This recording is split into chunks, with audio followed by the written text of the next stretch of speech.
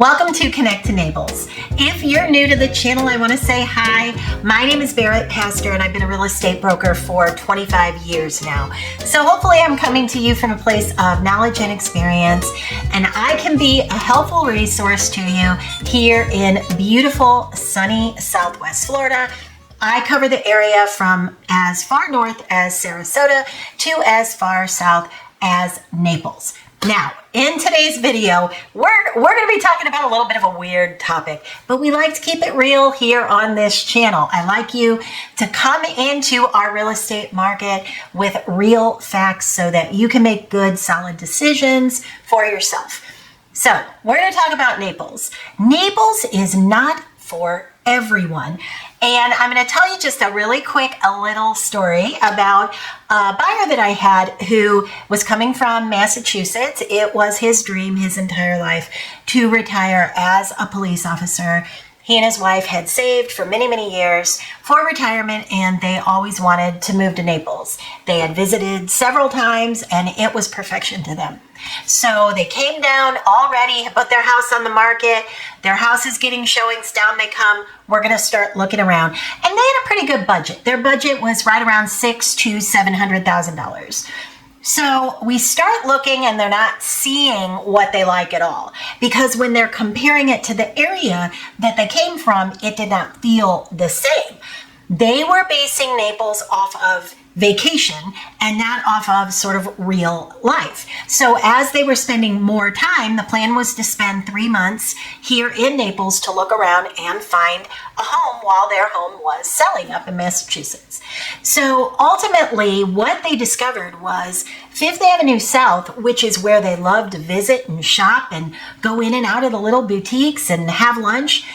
When they were living for 3 months in the area living, they realized that that is not something they would do every day on a daily basis. They further realized that the Naples area is very, very wealthy, and there is a lot of keeping up with the Joneses in that little area of Naples.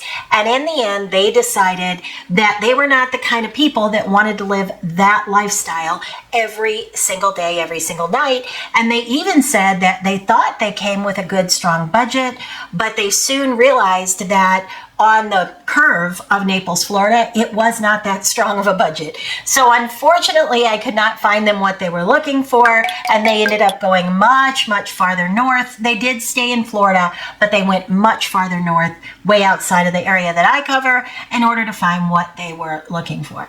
So that is what I wanted to talk about today.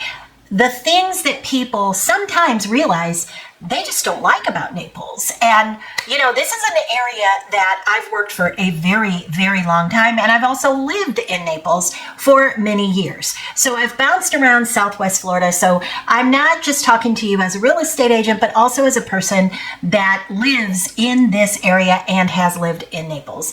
So this is what I find, and this is what I hear a lot from my buyers that end up turning down Naples as a whole. So many times you kind of come down here and maybe you were the big fish in a small pond from where you're coming from. And then you get here and the wealth in Port Royal is it's really the top 1% elite. We're talking about homes that are starting around $30 million. And as we start to navigate through what people thought they could get for their very strong budget, you know, you bring $1 million to the area.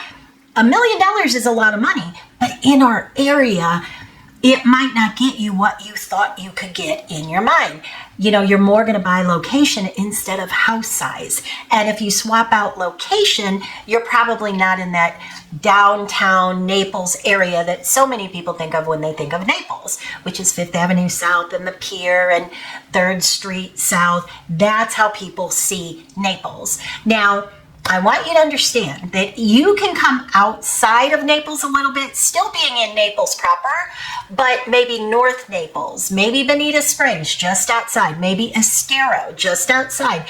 you're still 15 minutes from that downtown area, 20 minutes from the downtown area, but you're not paying that high price. So I just wanted to throw that in kind of as an aside.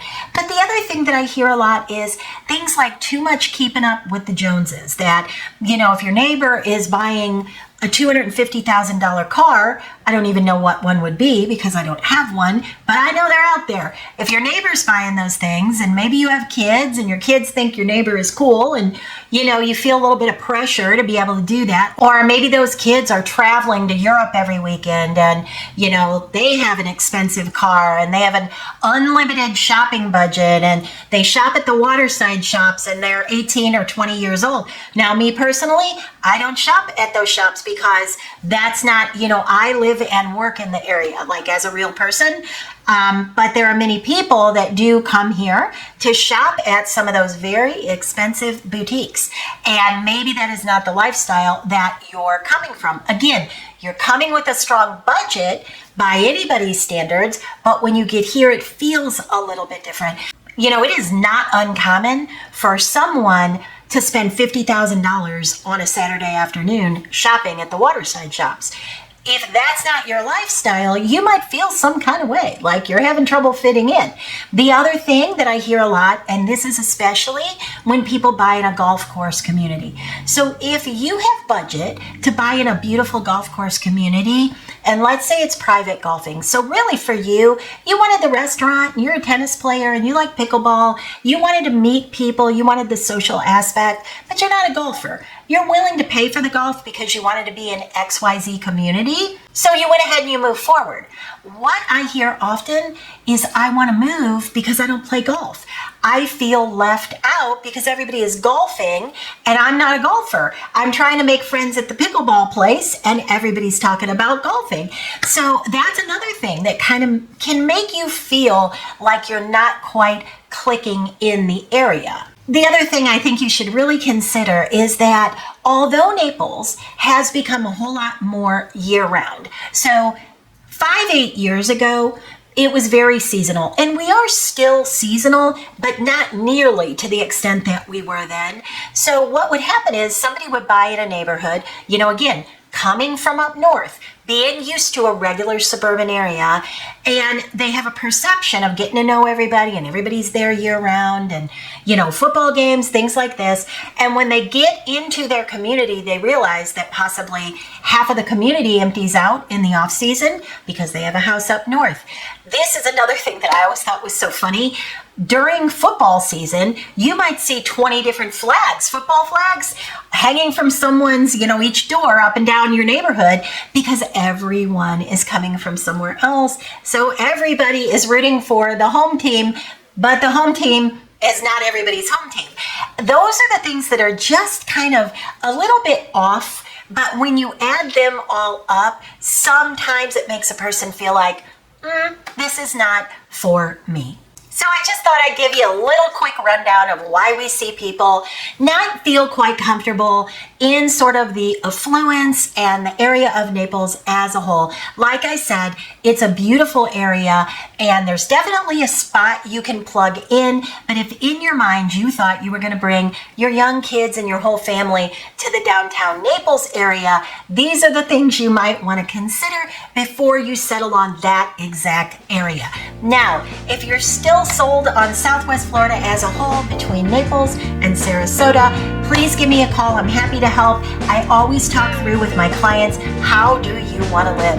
And we talk about all of it so that I can make sure that you're making a good decision for yourself and your family. So if you like this video, please let me know down in comments, and I hope you consider subscribing, and I'll see you in the next couple days for another video.